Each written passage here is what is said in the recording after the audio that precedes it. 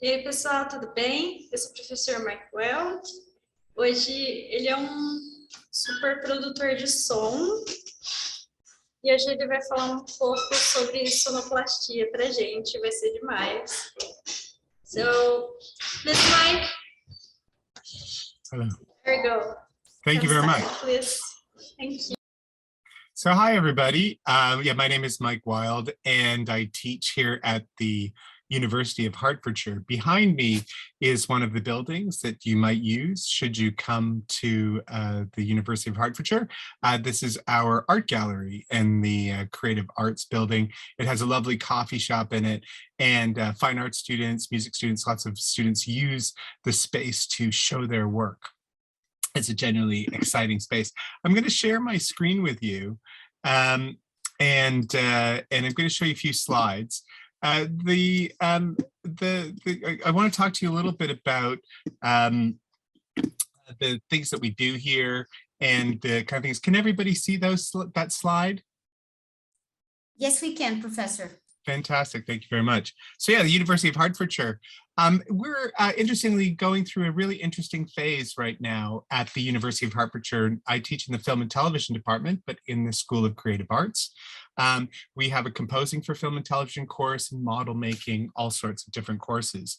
And we have a really exciting thing to tell you about. The Royal Television Society Awards are for students. Some of them are for students. It's the patron is the Queen. And we have been nominated for 9 out of 12 categories. And you can see I've just included the drama at the top there. And you can see there are 3 drama films, short drama films nominated from last year's graduates, and 2 of them are from our university. The first film, Bury the Hatchet, is a fun sort of gothic horror film, 10-minute gothic horror film, and Patient 13 is a sort of a runaway film about 2 people who run away and what happens to them. The link is there.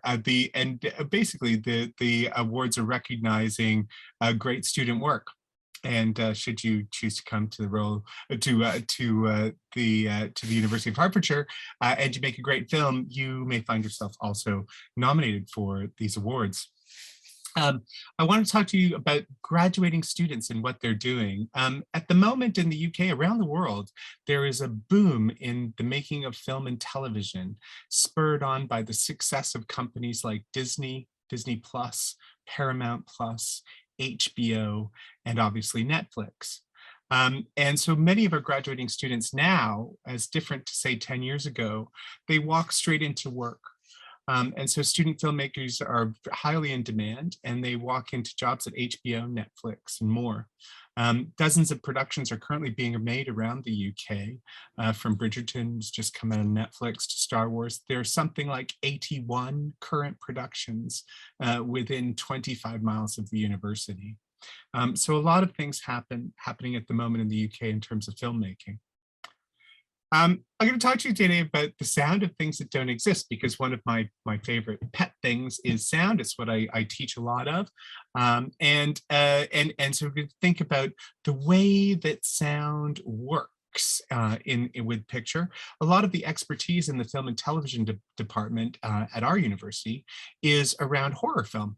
And Dr. Laura Mee and Dr. Shelley Mercado, their expertise is in horror film, and they'll talk to you a lot about their work and what they and the investigations and research that they do into horror films, and they're particularly interested in horror films internationally.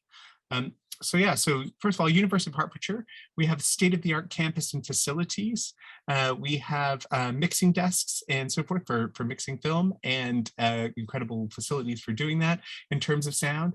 We also have a TV studio, fully functioning television studio, and we have industry standard for Europe cameras and sound recording equipment for you to shoot your films.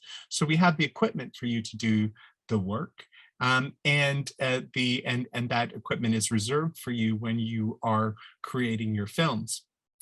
The university works, the course works a lot of the work is group work. So you'll be working in groups to achieve the creation of films, and you'll take on different roles throughout your time at the university, making films. And we get you started right away working on different films in the first year.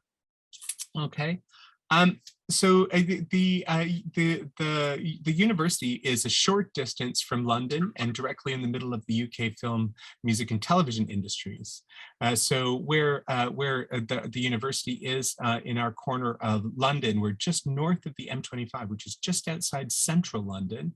And we nearby are Pinewood Studios, Elstree Studios, Boreham Wood Studios. These are all some of the biggest studios in the world, where they make Star Wars, where they make a lot of the Disney films, where a lot of different films are made. And obviously we have on our doorstep the City of London. So you have the great film history that happens there. The British Film Institute is located just by the bridge near the pictures, in the picture that you see, which is an excellent resource.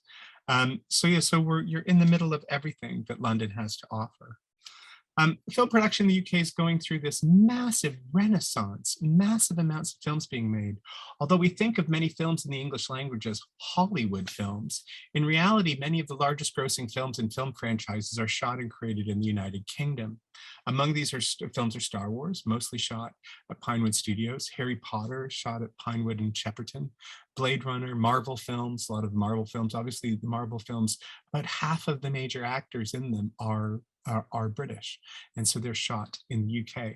At any given moment, dozens of major films of international scope are being shot in the UK. Films that this is actually, it's interesting because this is a little out of date.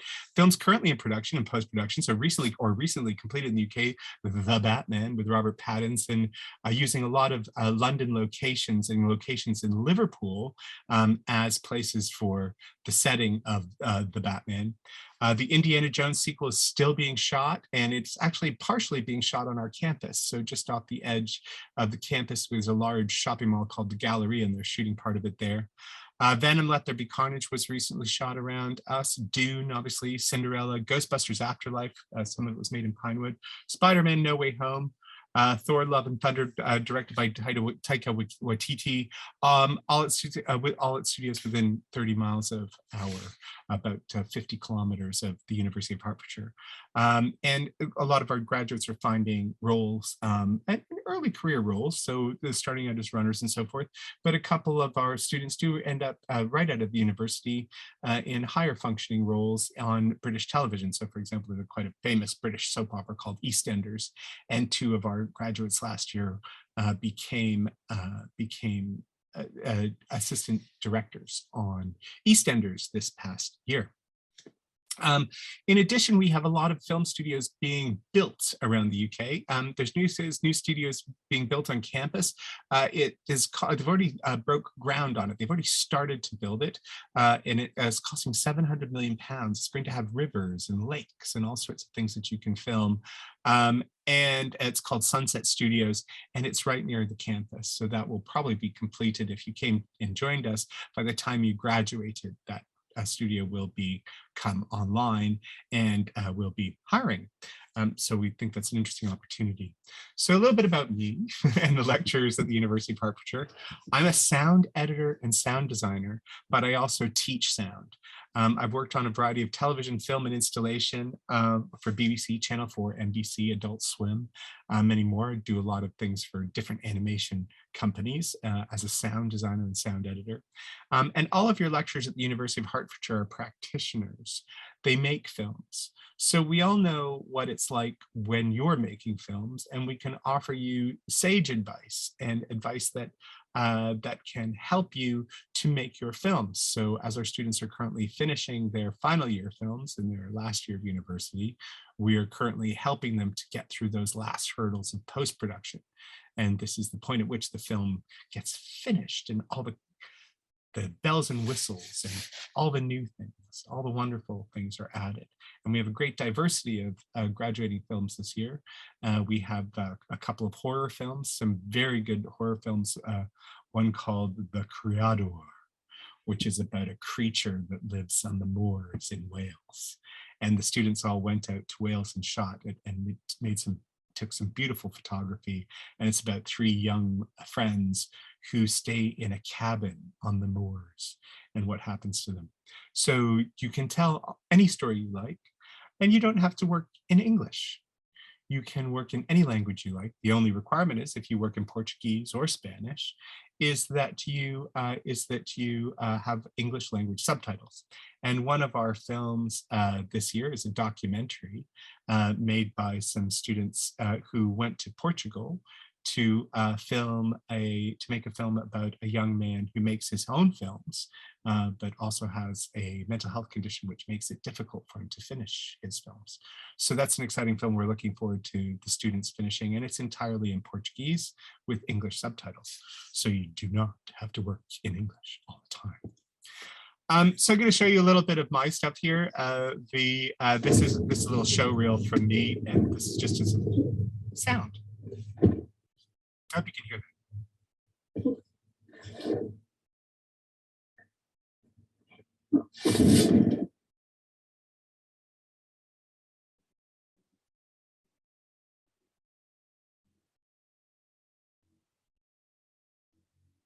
A single barrel of oil contains the same amount of energy as 12,500 hours of human labor.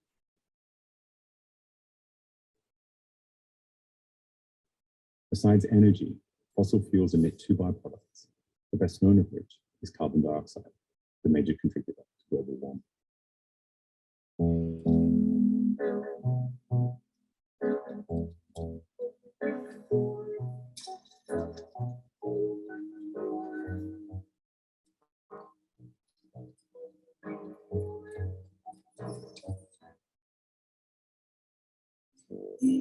There's this stuff called Lydactyl, and it's given to people in psychiatric hospitals, and it's used far more in prisons to keep people subdued. During the troubles, we had other fish to fry around gay guys who would go at the time. They now talk about it very fondly, but there's obviously, that's very intimidating for your first time doing it. I was extremely lonely and didn't have many friends.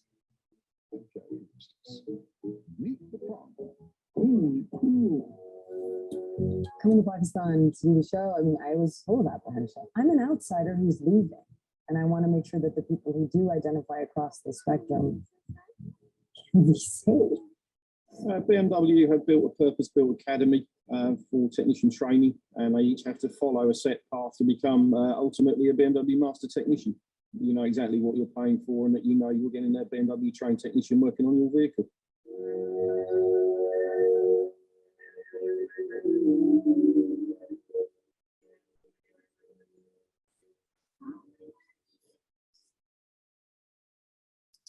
Yeah, so that's some of my work, some of the sound work that I do. There's a clip of a film in there called Climate Crimes that is about human migration and climate change.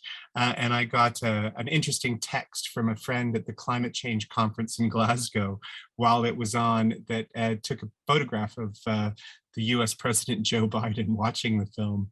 And apparently he said he was very moved by it. So I was very excited by that.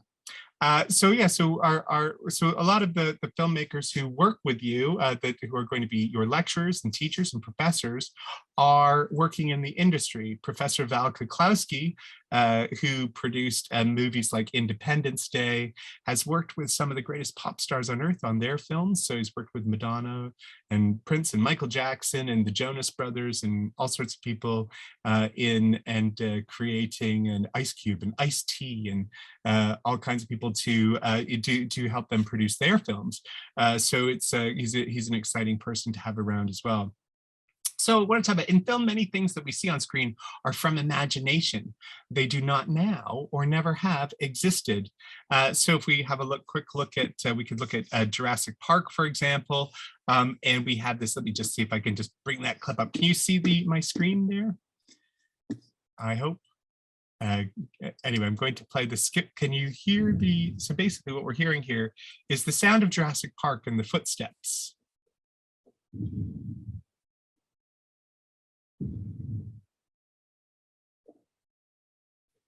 Just fast forward it a little bit to where we can hear the sound of the creatures.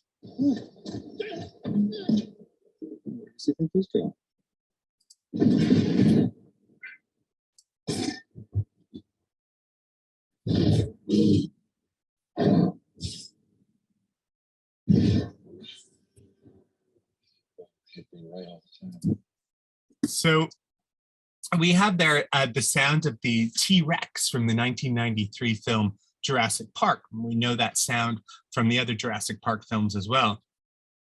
But what could it be that could possibly make that sound? I'm not going to play you the other clip because I think the link might take us off somewhere. I'm going to talk a little bit about how we developed that. So in real life, images and sound are perceived as one. I speak, my mouth moves, and you hear it. But in film, that's not the case. Sound is waves, emissions coming from a vibrating source, and sounds appear to be explained by reference to the objects that cause them. So we see something move its mouth. We see the T-Rex, which is a digital creation. We see the T-Rex move its mouth, and we hear the sound of an animal. So the sound emitter is the sound source, and sound emission is sound waves. So what we're experiencing is say, for example, in this case, we have a car there, and we hear the sound emission, vroom. But actually, in the case of the T-Rex, they had to figure out what it would sound like. And actually, we know that they were reptiles, and so probably sounded something like a reptile. So, but as you can hear here, it doesn't quite sound like a reptile, but what does it sound like? So the truth is what we do is we separate the image from the sound. The sound emission is separated from the sound emitter. And then we can put anything we want, like a ventriloquism, into the mouths of the creature. And so the sound of the T-Rex is actually the sound of a koala bear. Gary Ridstrom, who worked on the sound for that, recorded koala bears at the Taronga Zoo in Sydney and sampled them, pitch shifted them, played with those sounds, and created the sound of the T-Rex out of several sounds, but a lot of it is the sound of a baby koala growling. So it's possible to reassociate images with modified or new sounds. So we can convince the audience that a particular object sounds a certain way.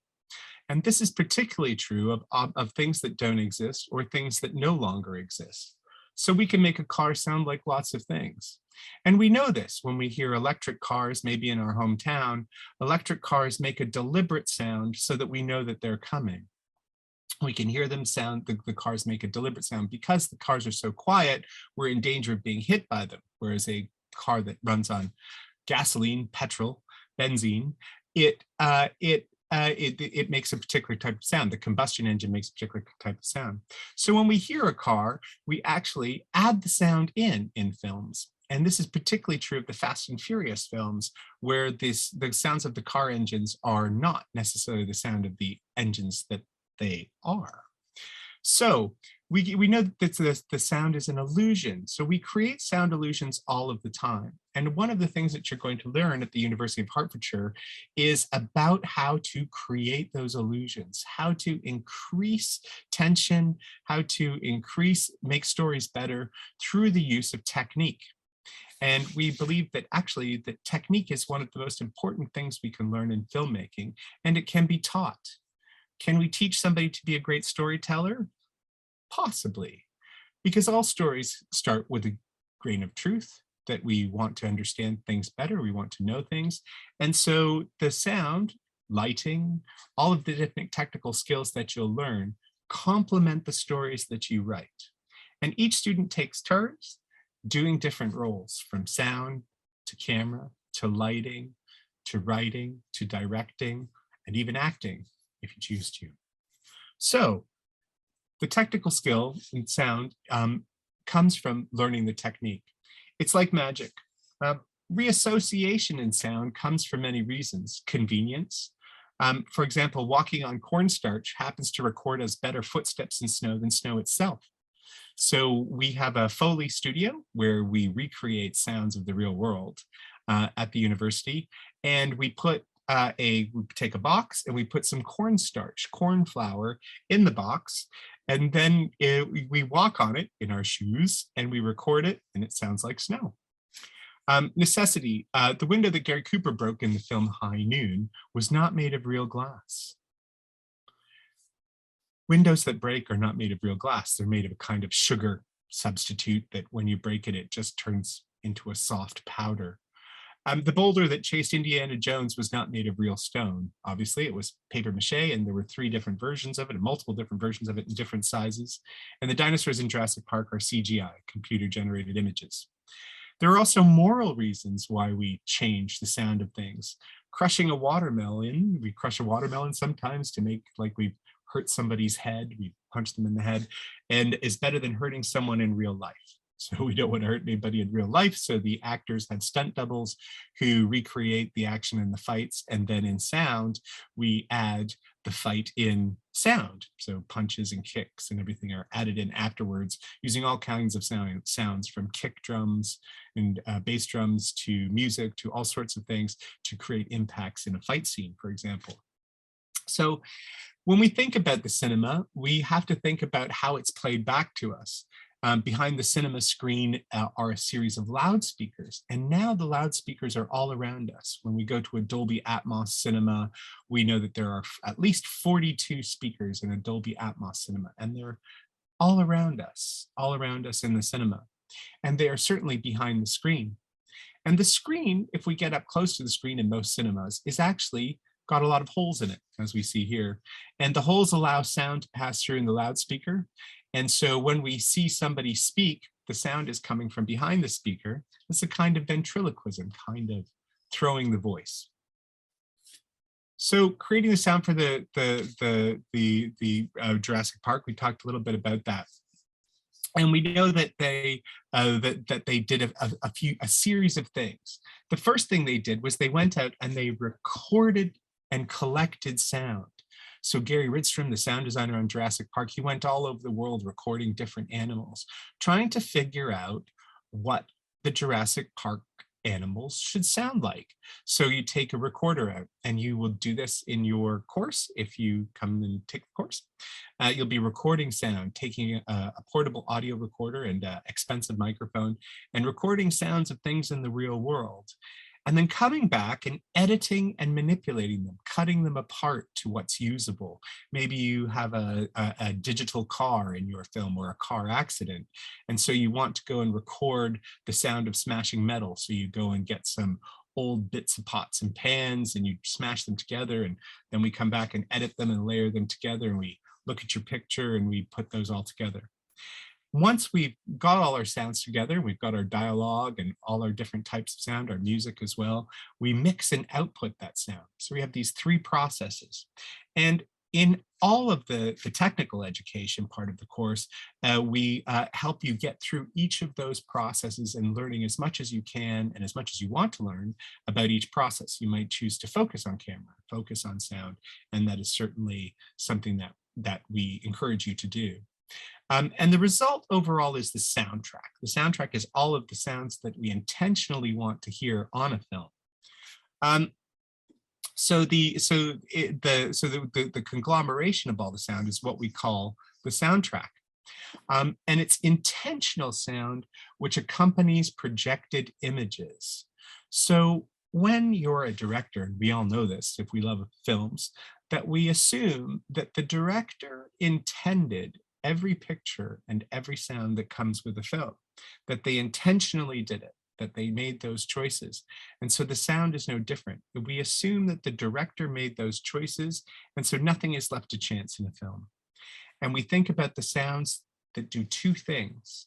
Some sound is very literal. It encourages us to believe what we see.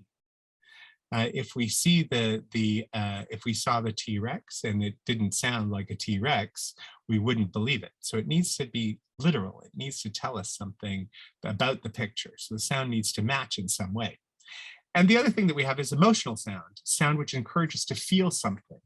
And so this might be music, but it could also be the sound of a crying baby, the sound of a crying T-Rex, emotional sound. And we think about these things as the 4 broad categories of sound that we recreate in a film. These are the words. So these might be the sync sound recorded during the shooting. ADR, when we automated and replace dialogue that isn't working very well. So the actors come in and re-say their dialogue. Sound effects added afterwards, Foley, objects are recorded on location. atmospheres, long-form sounds that tell us about time and place. This is an interesting part of the job. You may have heard of a British film or TV series called Downton Abbey. And that TV show and the films are made in a very built up area where there's a lot of cars, a lot of traffic, and it's right underneath an airport where planes come in all the time. So in order to make it feel like it's 100 years ago, they sent the sound crew to a place in the north of Scotland where there are no cars and there are no planes, and they recorded the outside space for an hour. And then they came back to London where the show is made, and they took the original sound off, which has planes on it, and they put new sound on from Scotland, and then it sounds like it's the olden days, sounds like 100 years ago. And then obviously we put music or musique concrète. Musique concrète is music that's made from sounds of the real world, and we put music on as well, and this helps us emotionally understand what's going on. So what do you learn? You learn how to do each process in filmmaking by actually doing it. We believe in that you should do it. We teach using the most professional software from editing a sound. We use Avid Media Composer and Avid Pro Tools. Some of you will be familiar with the Adobe package of different products of Premiere and After Effects. We use Avid products because Avid is the product that is most used by professional industry. It is the product most used by Hollywood studios, by Pinewood, throughout Warner Brothers, Disney, so forth. HBO exclusively uses Avid products. So we also make Adobe products available to you, but all of your assessments will be done in Avid products. And that's because if you know Avid, you know all of the other software that exists. It is the granddaddy, the big, important piece of software, Avid Media Composer and Avid Pro Tools. And these are the two products that are used globally in every country on earth to create professional film, television, and music. Okay, so let's have a little think about that. The University of Hertfordshire is in the United Kingdom, just outside of London, and we're practice-based. And so a little thing, a few notes about the course. I suppose I should have got a little lost there. The University of Hertfordshire Film and TV course does not require a portfolio for you to apply or to be accepted. We believe you can learn as you create. We know that you generate new knowledge as you make films, and we guide you through the process of filmmaking the best way possible by doing it. This is very important, this third point. We know that you generate new knowledge as you make films. So as you're making things, the way we think starts to change, and we start to understand the process of filmmaking, and we have to do it to understand it. It's one thing to think about it and theorize it and critique films we've seen. It is another thing to attempt to do it ourselves. So the University of Hertfordshire Film and Television course accepts the NM exam. I might be corrected there. I'm pretty, the Brazilian national exam for direct entry into the course, making the process of acceptance simpler. So contact the YES agency if you'd like to apply and join us here at the University of Hertfordshire. Contact the YES agency to apply. They have the direct contact to the University of Hertfordshire representative in Brazil, Thais, who is an amazing source of information about the course and the university. So thank you very much. And I'd love to take some questions if you have them. Thank you, Professor Mike. You're welcome. Thank you, Professor Mike. That was amazing. Do you guys have any questions? Guys? Thank you. If I have questions, do I put them in the chat, or should I just speak right now? You can speak. Yeah, you can speak or type, I don't know. Pode Yeah, falar, Alejandro, só que não dá para te ouvir tão bem. Se você puder falar um pouquinho mais alto, mais perto do microfone, por favor. Sorry, can you repeat it? I didn't really got it. Can you say it in English, please? Hi, Alejandro. Sure, you can speak in English and just speak close to your mic so Professor Mike can hear. Yeah. Okay, thank you. Can you hear me now? Yeah, absolutely. I can totally hear you, Alejandro. Great. How guaranteed is it for us? There's a work placement here, right? Mm-hmm. Yes, you can do a work placement here if you choose. You don't have to. Yeah, I mean, I would like to do it. But for international students with a UK student visa, you cannot be self-employed and you cannot work as an retainer. But then will you help us with finding work and stuff?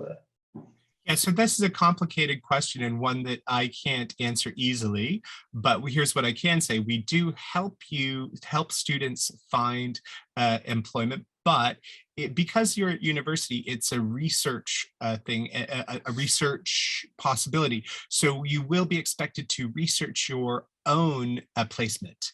And we do help with that. Obviously, we make suggestions and people to write to, but part of that year away is all about you making your own contacts and developing a network of people. So we will help, but we'll also encourage you to do your own research.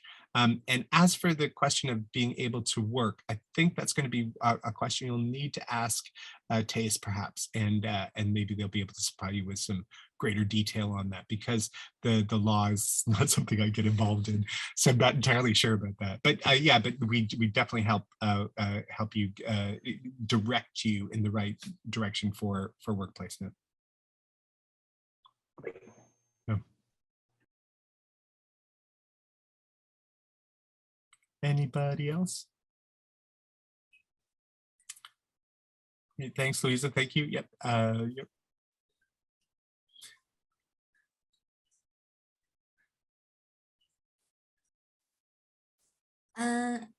Mari, I don't think we can hear Sorry. Yeah. Sorry. I don't know. Do you guys have any other questions? Nope. Okay. Okay, so thank you so much, Professor Mike. No problem. It was really exciting. It's not Yeah, we have some something- exciting things coming up. Like next year, Yeah. there's going to be some wonderful new things, wonderful new classes and so forth. And we have a wonderful new professor joining us, and who will be teaching directing, and has a great deal. Faculdade aqui você aceita nota do Enem para entrar. Ih, caralho. Sim. Isso mesmo, essa universidade aceita a nota do Enem como entrada Sim. direta e não precisa de portfólio.